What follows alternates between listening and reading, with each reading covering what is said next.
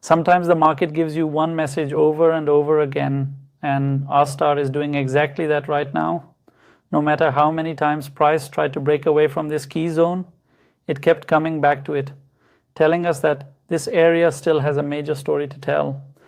And if you've been following our previous breakdowns, you already know exactly why this level keeps showing up in our analysis. So as you can see, we are on Aster again, and if you missed our previous analysis, you can check the link in the description. In that last breakdown, I mentioned that we had a resistance level that flipped back into a support level. I also said that if the price respected that level, we would look for a buy opportunity. But as you can see, the market had something different in mind. Price couldn't respect the level at all. It broke below it, then pushed back up, then slipped again. But even after all of that, it still didn't give us any clean or reliable selling confirmation. Instead, the market pushed back above the zone, showing that this level is still active and still acting as a support.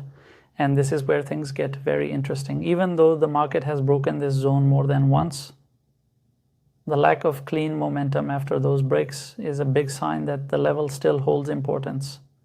Right now, this zone remains our main support level, and until the market gives us a clear and confirmed break with a solid retest, we treat it as support. So here is what I am waiting for again. If the market comes back to this level around 1.17 and gives us a clean bullish candlestick as confirmation, then we can consider a buy setup from there to the upside. That will mean buyers are still defending this zone and protecting it from collapsing. But if the market comes back to this level and refuses to respect it, meaning price breaks below it with a strong push, then everything changes.